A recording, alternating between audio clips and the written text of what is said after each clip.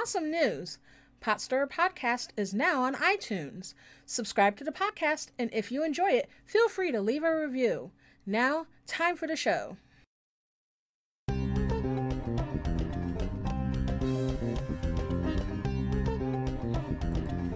Potstirrer podcast, where politics, religion, and history collide, and it's not always polite.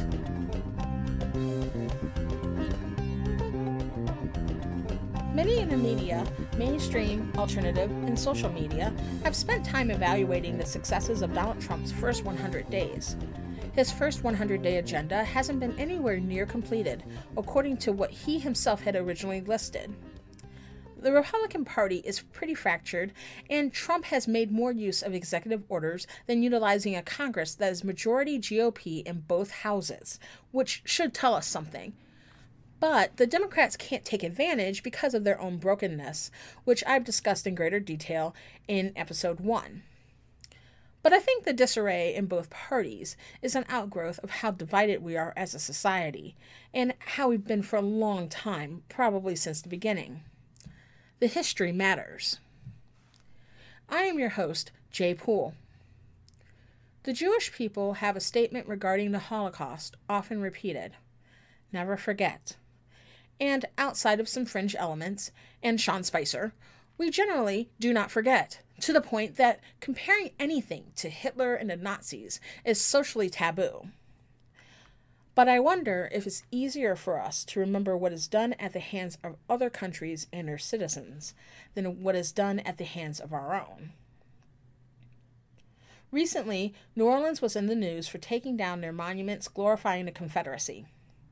The New Orleans City Council voted in late 2015 to remove 4 Confederate monuments in the wake of the massacre in Charleston, South Carolina. 2 celebrating Confederate generals, one for Robert E. Lee and the other for P.G.T. Beauregard. Another one was to praise former Confederate President Jefferson Davis. The other monument commemorates the Battle of Liberty Place, which I'll talk about a little later. These are the monuments that many Louisiana politicians and Southern historical preservation groups fought against being removed. The fight went on in the courts until a ruling in March of this year by the U.S. Fifth Circuit Court of Appeals, allowing the monuments to be removed. These are being stealthily taken down under cover of darkness to protect the contractors involved due to death threats. The fight over these monuments brings up the same themes as the fight over the Confederate battle flag, or the Stars and Bars, which, by the way, is based on battle flags for the Army of Northern Virginia, Army of Tennessee, and the 2nd Confederate Navy Jack, and were not the governing flags of the Confederacy. What do these symbols that grew out of the Civil War mean? Is keeping these monuments and flags in the public square as symbols of a proud South, about preserving history, or glorifying that history? And what is that history? I once had a professor that taught that the Civil War was not fought over slavery.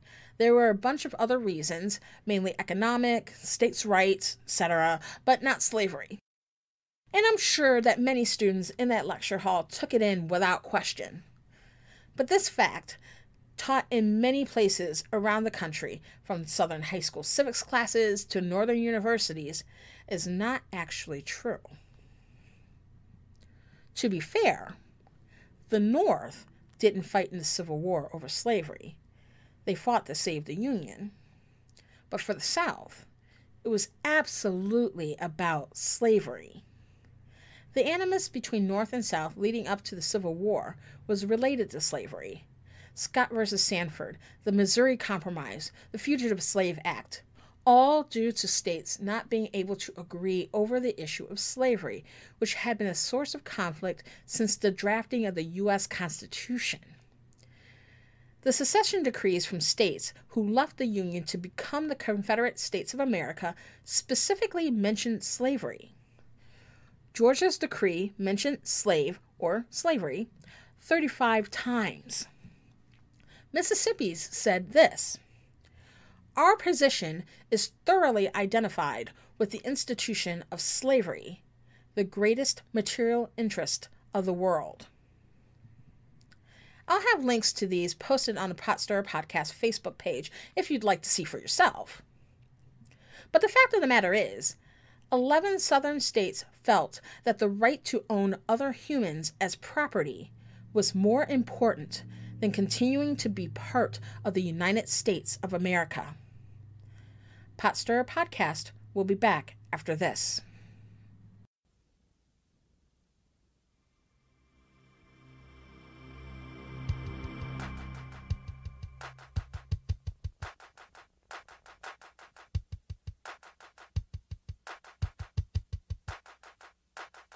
Did you know for today's episode, the American Health Care Act, or AHCA, was a first step by Donald Trump and Paul Ryan in their plan to repeal the Affordable Care Act, known by its detractors as Obamacare. The AHCA, or Trump Care, would, among many features, remove the mandates placed on the public to purchase health insurance. Those who are uninsured but decide to buy insurance later would incur stiff penalties in the first year of coverage. The Congressional Budget Office estimated that 20 million people would lose insurance due to the AHCA. This was slated for a vote in March of this year, but the vote did not take place in part because the Freedom Caucus, who are a group of far-right congressional representatives, did not support it. Many of them felt that more cuts to Affordable Care Act mandates should have been made, including a repeal of the ban of lifetime coverage limits and a repeal of mandated coverage for essential health benefits such as hospitalization, prenatal care, and mental health care. But did you know that Trump Care is being pushed yet again? And this time, changes have been made to satisfy the Freedom Caucus.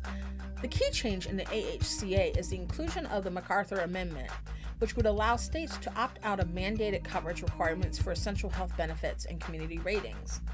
In other words, what you can expect in terms of health insurance costs and coverage can vary widely from one state to another if the bill is passed. If you get pregnant, for example, insurance may cover your pregnancy in California, but not in Texas. The community rating as it stands requires insurers to charge the same price in a region regardless of gender, age, pre-existing condition, and other factors. Allowing states to opt out of the rating may lower insurance for young men without pre-existing conditions, while hiking costs on women whose health care costs tend to be higher, the elderly, and people with pre-existing conditions. On one hand, shifting the cost of insurance based on who has the most risk seems more fair and equitable, especially if healthcare is viewed as a commodity and not a right. But if you believe that healthcare is a right, as it involves the preservation of life, shifting the costs to those who can afford it least is very troubling. Being young and healthy is wonderful, and we should all work to take good care of our bodies. But remember, but for the grace of God, go I. Now, back to Potstirrer Podcast.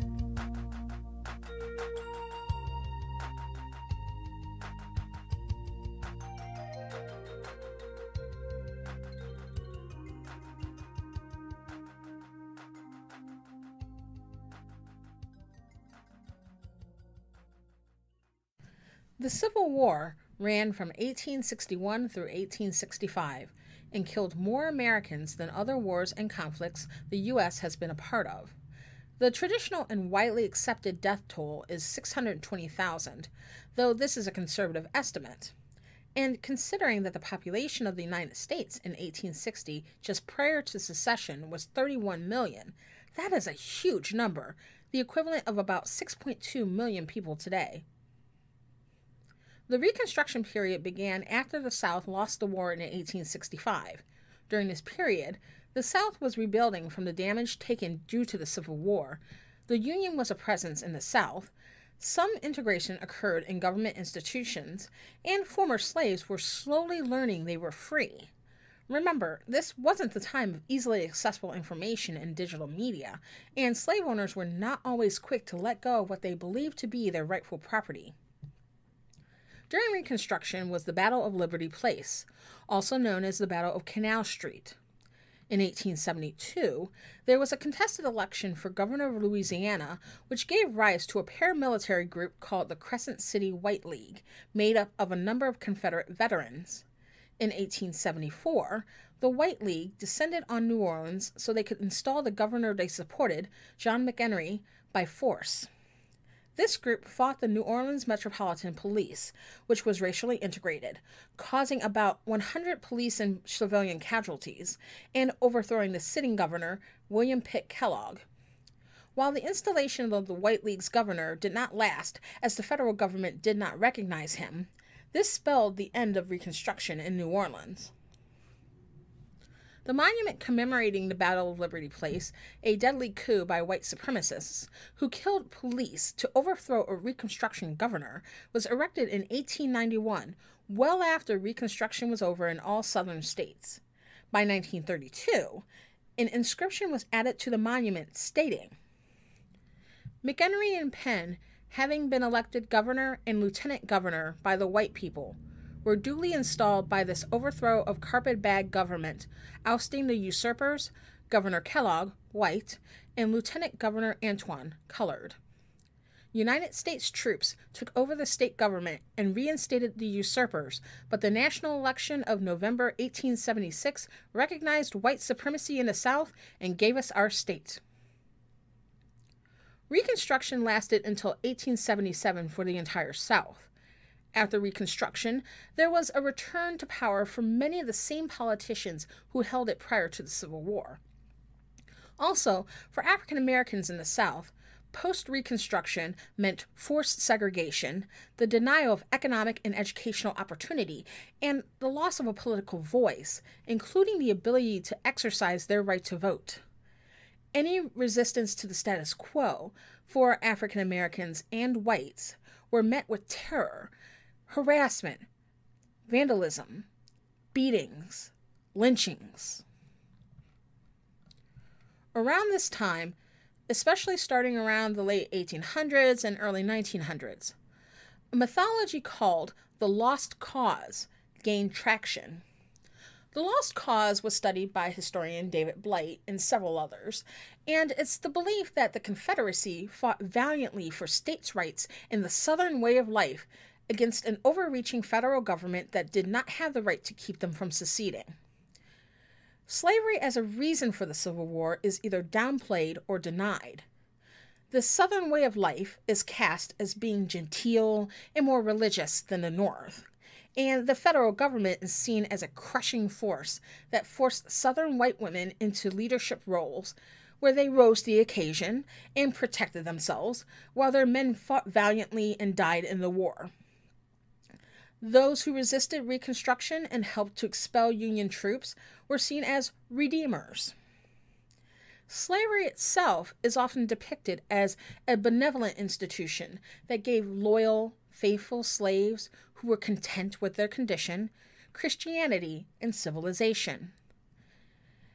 And the Lost Cause justified segregation as a proper solution for racial tensions caused not by slavery, but by the gains blacks were able to attain during Reconstruction.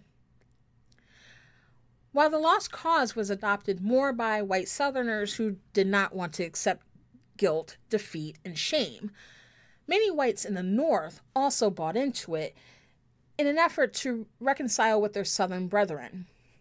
This effectively removed the role of slavery and African Americans from the Civil War narrative.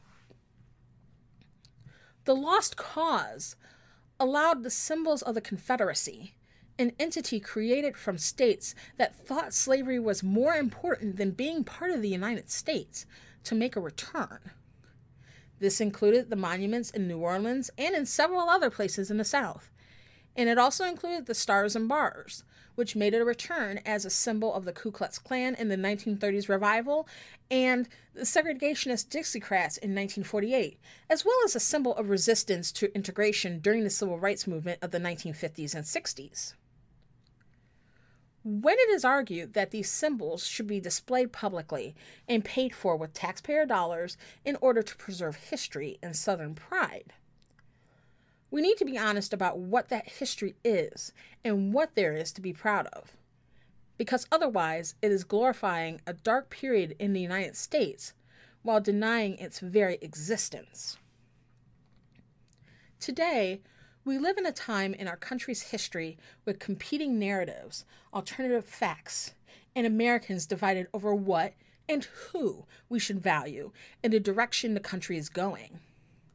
This divide is not new, but like we did after the Civil War and Reconstruction, we have a choice. Will we be honest and acknowledge what is happening, including when it comes straight from the horse's mouth? Or will we choose to deny because it helps us sleep better at night? We all have to be willing to tell the truth, both about the past and the present. If we can learn anything from the past, it's that failing to acknowledge and atone for past sins allows them to linger long after those who committed them are dead. Like Potstirrer Podcast on Facebook. Follow the show on Twitter at PotstirrerCast and Instagram at Potstirrer Podcast. I'm Jaye Pool. Let's fight for America's future because freedom is not free.